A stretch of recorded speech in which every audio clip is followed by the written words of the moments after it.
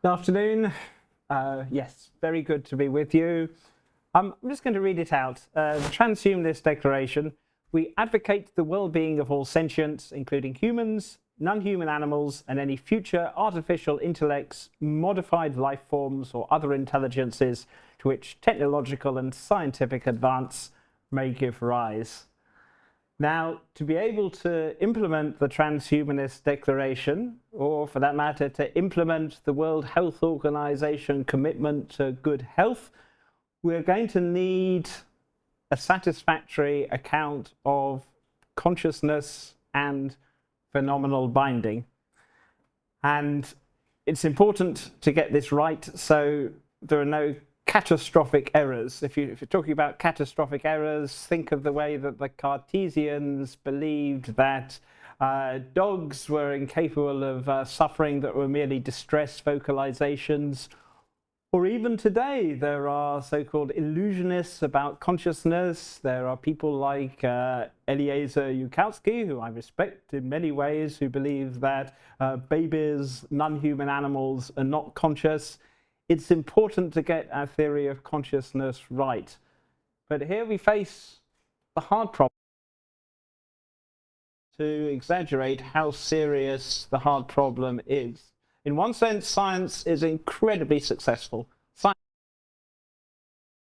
is based upon it. And yet, materialist science has absolutely no explanation of consciousness at all. Consciousness, albeit not under that description, is all one ever directly knows. It includes one's entire world simulation, including this little virtual zombie in your world simulation now. And yet, if science is correct about the fundamental stuff of the world, then none of this ought to exist. So how on earth do we solve the hard problem of consciousness? And I tentatively endorse what philosophers call the intrinsic nature argument, that science, mathematical physics, gives an exhaustive account of the structural relational properties of the world, that all the special sciences supervene on the underlying physics. And yet, physics is actually silent about the intrinsic nature of the physical, the fire in the equations. And if you take the intrinsic nature argument seriously, the fundamental nature of the world's fundamental quantum fields isn't different inside and outside your head. That you and I instantiate some tiny, tiny part of the fire in the equations, and this essentially one's own experience discloses the intrinsic nature of the physical. It's a very speculative theory, but all the options are absolutely insane. I mean, dualism, in so many areas in life, it makes sense to defer to expertise, to work out who the experts are and critically defer to their expertise. When it comes to consciousness, there aren't any experts. No one knows. But anyway, that's I said, tentatively, I'm a non-materialist physicalist, consciousness fundamentalism. So, intuitively, if consciousness fundamentalism is true, then consciousness is going to be extremely common, that our AI systems are going to be sentient, that we need to worry about the ethical status of so-called whole brain emulations or mind uploads, and perhaps Grok and ChatGPT and other intelligent systems are going to be minds. But, and this is what I argue, that digital mind is actually an oxymoron. That any satisfactory account of mind and consciousness needs to give an explanation of phenomenal binding. Some very, very smart people don't actually grok the phenomenal binding problem. And here's an example. Imagine that the population of the United States decides to take part in an experiment. It implements any computation you like. Do you think that a continental subject of experience switches on with a pleasure pain axis or sensorium? Or do you simply have 330 million skull-bound American minds. Now, most of us, not all of us, would say, no, all you have is a zombie. Erich Schwitzgebel, the philosopher, says that if materialism is true, the United States is probably conscious. But most of us recognize that if physicalism is true, then, yeah, consciousness isn't going to switch on. So the mystery then is, why is it, even if consciousness is fundamental, why aren't we just 86 billion membrane-bound pixels of experience? Assume textbook neuroscience is correct, that you essentially, your central nervous system is 86 billion membrane-bound pixels of experience. How is phenomenal unity possible? How is a pleasure-pain axis possible? Back to the consciousness fundamentalism again. Fancifully, imagine replacing the ones and zeros of a classical Turing machine with discrete micropixels of experience.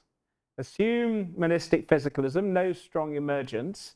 However fast you execute the program, however sophisticated the software, all that happens is a so-called micro-experiential zombie that we are creating right now. We are creating digital intelligence and soon superintelligence. We are not creating minds with a pleasure-pain axis. What makes us special? Well, I could go into that, but that would take us a long way. But just to illustrate the power of binding, someone with simultanagnosia can only see one object at once. Someone with simultanagnosia trying to play chess, they can only see one pawn or a queen. They can't see. As someone, a normally sighted person, can play better chess than someone with simultanagnosia. However, of course, a grandmaster who can just see a board can play better chess than all of us. Is it the case that stockfish, that can beat any human player, is stockfish a mind? Can it see a board? Has it got a pleasure-pain axis? No. Here you have an example of, superior performance to humans, and yet no binding at all. And so I would tentatively argue, and by all means push back on this, that digital computers, classical digital computers, have no moral status. They don't intrinsically matter. We don't need to worry about their well-being. Now, notice what I'm not saying. One can imagine, a vast classical lookup table that can emulate you or me. I'm not claiming some special computational power. Binding is extraordinarily computationally powerful. Binding gives us access to the empirical world of mind, enable us in future to explore billions of alien state spaces of consciousness. Binding is incredibly powerful, but at the same time, I'm happy to allow that given infinite computational resources, unphysical, that a classical Turing machine or a gigantic insentient classical lookup table could emulate us. But nonetheless, as I said, if I'm right, if this is correct, we don't need to worry about digital minds, digital consciousness. Feel free to push back on this. Thank you. Talking about binding, maybe I'm just being very slow, but are you talking about the binding between the material world and conscious experience? Oh, sorry, no. This is it's good your job you asked this. No, I mean, someone with integrative agnosia, which is a binding disorder, can see teeth, jaws, a mane, but can't see a lion, and that is. Another example of a binding disorder would be achinotopsia or motion blindness, where someone can see the lion in the distance, the lion a bit nearer, the lion. It's also called the combination problem, the phenomenal binding problem. It was first understood and articulated clearly by William James. No one has any classical account of how phenomenal binding is possible.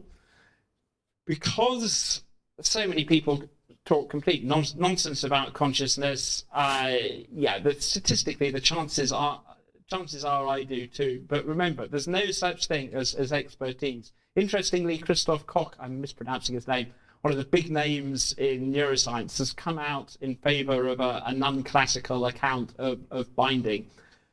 The good thing, insofar as there is a good thing here, is that if someone claims phenomenal binding is non-classical, it's going to be possible to actually test this with molecular matter wave interferometry. Either there is or isn't a perfect structural match between what you're experiencing right now and the microstructure of your CNS. And I talk a bit more about this in Schrödinger's neurons. Now, in the AI for Animals Berkeley conference, I outlined the abolitionist project as I envisage it, and how it's going to be possible to use genome reform to create a pan-species welfare state.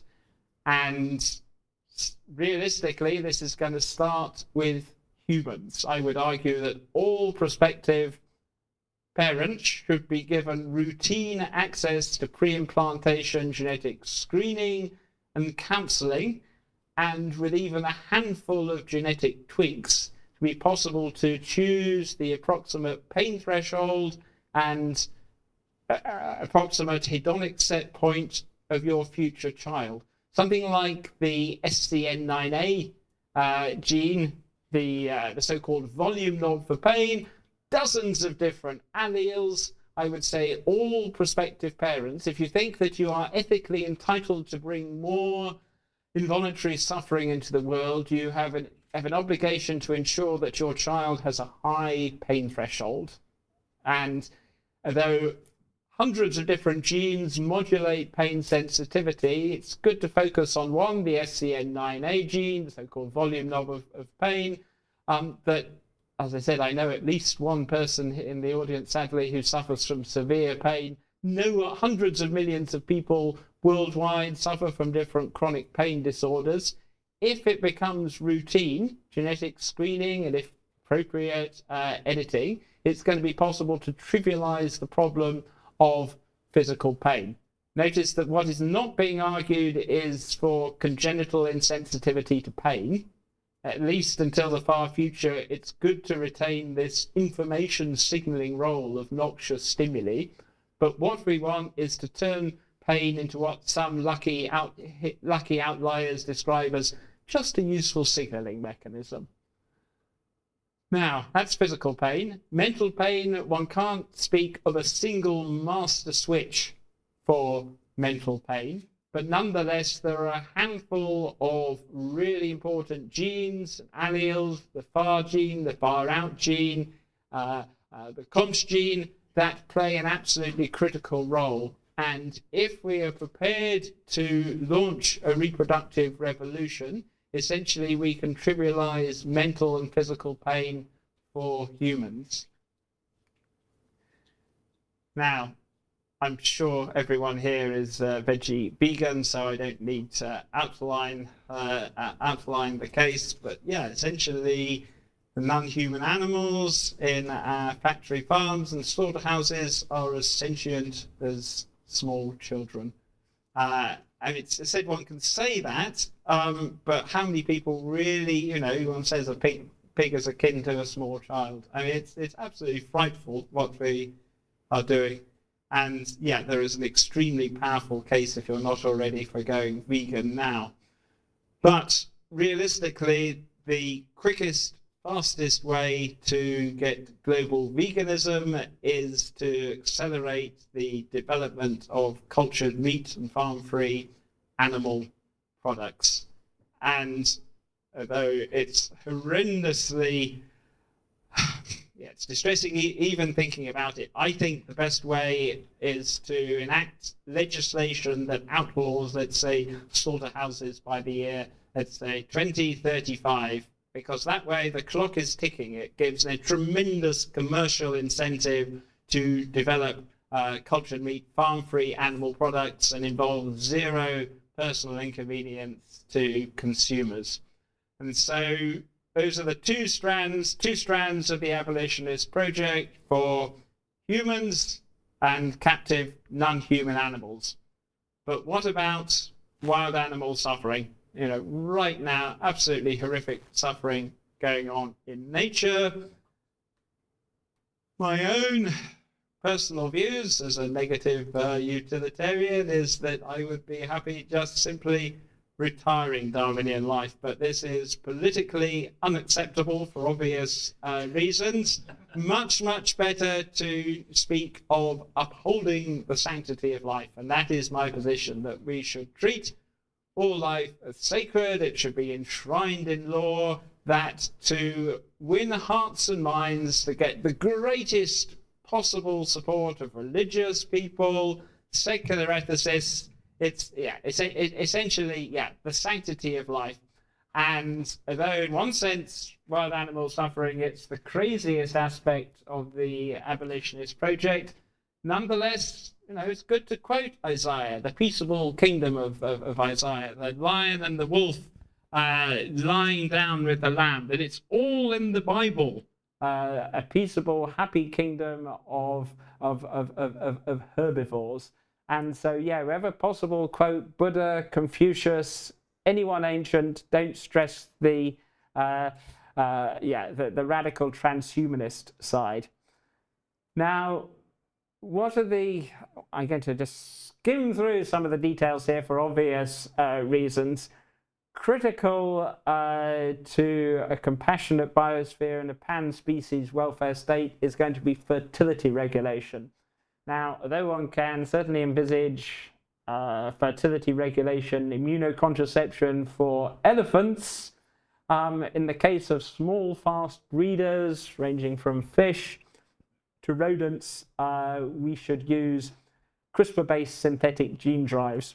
Gene drives are incredibly powerful for a number of reasons. They can cheat the laws of Mendelian inheritance, and it's going to be possible to use synthetic gene drives to do such things as phasing out predation, raising hedonic set points, raising pain thresholds, regulating fertility remotely. This is it. You don't need to go out in the wild. If you release just a few hundred of genetically altered organisms of the population that have the benign mutation in question, that benign mutation can spread to entire free-living populations.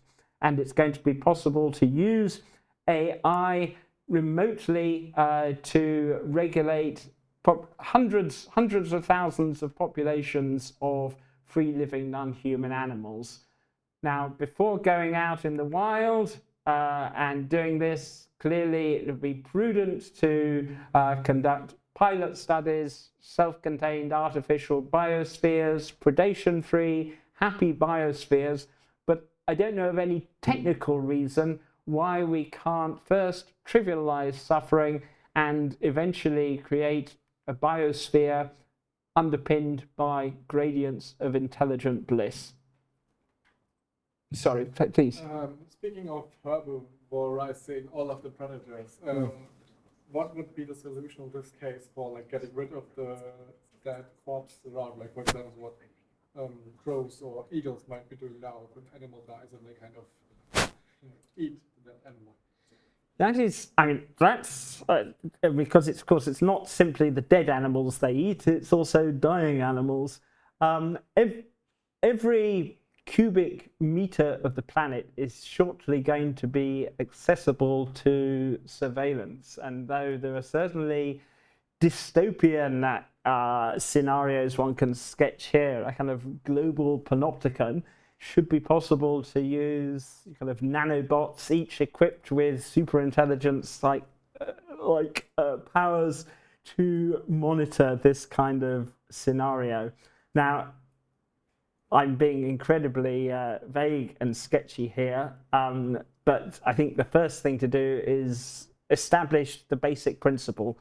Is it good? Should we be doing it? Going into as much technical detail as is needed to show what is, and also find out what isn't technically possible, and then make the case. And once again, a talk like this, it glosses over all manner of pitfalls, of which there will be legion, but I think that's inevitable.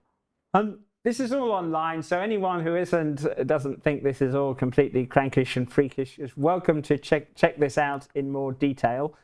But the actual title of this talk about cosmic rescue missions, when we have finally, and I said in the Hedonistic Imperative, I said I thought the world's last unpleasant experience would be probably in some obscure marine invertebrate a few centuries from now.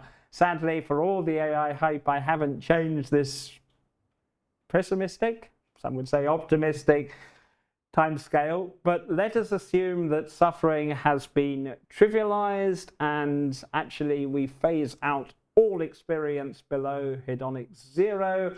Have all our ethical responsibilities been discharged? Are we then, yeah, sure, with multiple genetic safeguards, essentially is our only obligation, at least if we're Buddhists or negative utilitarians, to make sure experience below hedonic zero never recurs in our forward light cone? Tentatively, this may well be the case. And very, very tentatively, I am a rare earther. Robin Hanson speaks of the great filter. Life, at least on the face of it, does not seem to be as common as one might expect. We don't see any indications of life in our galaxy. But let's assume that rare earthism is wrong. Let's assume that there are Darwinian hellworlds existing elsewhere in our galaxy. Then I would say it is our obligation to use intelligence to phase out suffering in those Darwinian hell. I speak of Darwinian hell worlds. If for people who think life is wonderful, that's a very tendentious description, but I'm sticking with Darwinian hell worlds. What should be done about these Darwinian hell worlds? Now, anyone brought up on a diet of, I used to love Star Trek, going out, very exciting, spacefaring.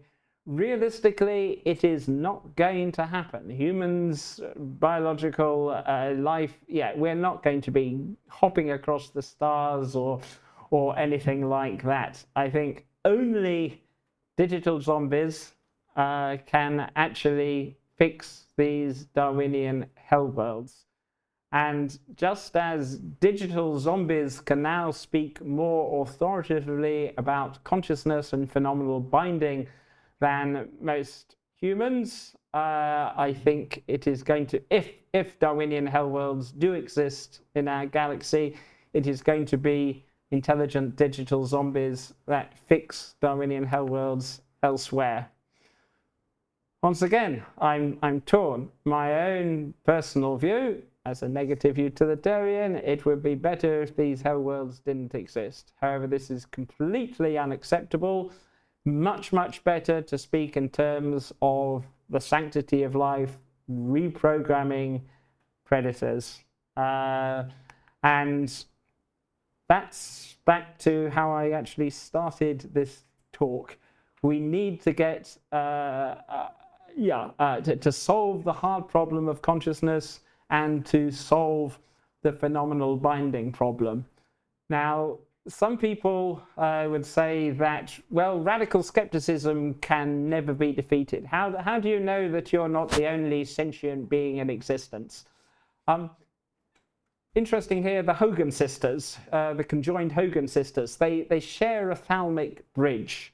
If you have any skeptical doubts, it should be possible in principle to actually rig up a reversible thalamic bridge and mind meld with other human and non-human animals.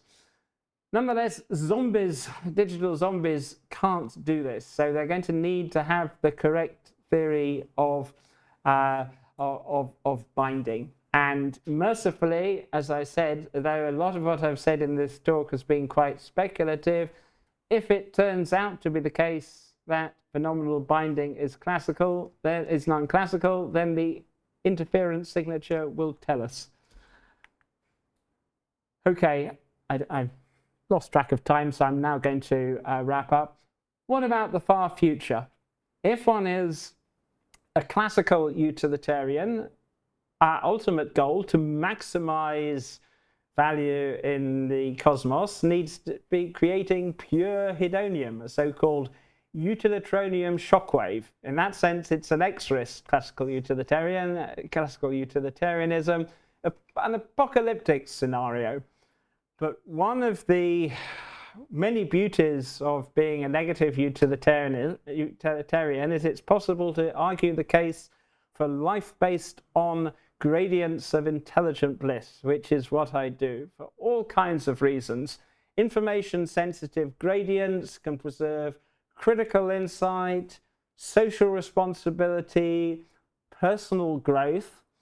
One advantage, and this is something I would stress in front of a conservative audience, ratcheting up your hedonic set point, your hedonic range, doesn't call upon you to give up your existing preference, your relationship and values. In that sense, it's a conservative scenario. I'm now going to, whatever time we have left, throw it open to the audience. Thank you for your patience. Thank you, David. I mean, you're one of the bravest thinkers I know, but what sets you apart from many other brave thinkers is just the depth of your compassion. So firstly, a bit of fanboying. Thank you. A question to come back to the philosophy of mind. It's quite intuitive for us to deny the consciousness of the United States or the Chinese room or a tape-based Turing machine, maybe even a digital Turing machine. And in a way, the illusionists just apply that same sense of skepticism to neuronal firings and the patterns of excitation that are going on in our mind. What is it about the physics of a biological animal's mind that makes you skeptical of going beyond that point? What is it about the physics of the biological mind that's distinct and enables binding? My working assumption is that the superposition principle of quantum mechanics doesn't break down inside the head or anywhere else, and that what naive neuroscanning speaks of when, let's say, you're seeing a cat, it says edge detectors, motion detectors, color detectors firing, that what temporarily coarse-grained neuroscanning suggests is mere synchronous firing, which simply restates the binding problem, is actually individual superpositions. Superpositions of distributed neuronal feature processors are individual states. Now, if the effective lifetime of neuronal superpositions of distributed feature processors in the CNS were milliseconds, they would be the obvious perfect candidate for this elusive structural match. In practice, you can do the maths, decoherence, timescales. The effective lifetime of neuronal superpositions is femtoseconds or less, and that is intuitively a reductio ad absurdum of no-collapse quantum mind. But one person's reductio ad absurdum is another person's experimentally falsifiable prediction, and my guess is that if anyone ever thinks it is worth refuting this conjecture, that molecular matter wave interferometry is going to discover a perfect structural match. Presumably we would use organoids first rather than there are horrendous technical challenges of doing the experiments involved. No one is any obligation to falsify anyone else's crazy theory of binding. I would just stress by saying that no one has any classical account of binding. All the options are weird. David Chalmers uses this apparent structural mismatch to bolster his claims of dualism. I'm a hardcore monistic physicalist, but not a materialist and not a classicist when it comes to phenomenally bound mind. I'm just interested if you worry about any potential future of some kind of quantum computer system that could, in theory, be conscious, but still digital. Yes. My strictures against digital minds don't apply to theoretical, inorganic, ultra-cold systems of the very far future. However, I don't see any particular reason to think they would support a pleasure-pain axis any more than they would support the colour purple. But of course, we need to be absolutely clear, working out the kind of the evil zone and ring fences. But yeah, when I say that digital mind is an oxymoron, I'm talking about classical implementations of classical Turing machines, LLMs, and so forth. Hello, David. I'll echo Jamie and say I'm also a fanboy, so thank you. So, as if eradicating suffering in the future life cone wasn't ambitious enough, I would quite like it if we could make it that there was no suffering, future life cone or not. Do you have any thoughts on influencing suffering outside the future life cone? Good heavens. Yeah, we need to this is it. We do not understand the nature of reality. The unknown unknowns. Everett scares me. Hilbert space realism scares me. Someone like Lev Vaidman combines Everett with the the causally time-symmetric two-state vector interpretation. For obvious reasons, I haven't gone into some of the possible, but yeah, before, in a sense, becoming, well, not blissed out, but before surrendering ourselves to exploring billions of wonderful, sublime state spaces of consciousness, before forgetting about suffering and its very existence, we need to be absolutely certain that we have discharged all our ethical responsibilities. And that though literally I hope people like me, negative utilitarians, become inconceivable, that our successors forget about the existence of suffering altogether, don't have the conceptual resources to imagine it, before doing so we need to make absolutely certain that we have discharged all our theoretical responsibilities. So yeah, I mean, I would love this to be the case. I would obviously love my conception of reality itself to be mistaken. I mean, I think universal wave function is evil. But so yeah, I would agree with you, but I'm waffling. Thank you for the talk, David. You mentioned negative utilitarianism just then. Would you say a few words about what draws you personally to that position over, I guess, classical utilitarianism or others you consider? Yes. However much one tries to abstract from one's own experience, yeah, my personal experience of life has been pretty bleak. I'm sure if I were to be introduced to euphoriant drugs, yes, I would probably think, it's wonderful that this somehow justifies all the horrors.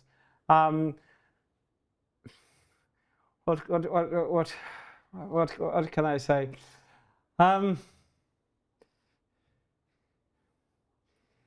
The intuitive, if insofar as we aspire to naturalize ethics, the pleasure, most naturally, if mental pain discloses, this sort of badness, why the most natural thing to do is to assume symmetrically that pleasure discloses goodness. If we are, this kind of this normative aspect that is built into the nature of pleasure and pain. But I mean, something like classical utilitarianism, however intuitively appealing it is, it's quite frightful. I mean, for example, imagine if a genie offers me a super exponential growth in my bliss at the expense or the opportunity of an exponential growth in your suffering.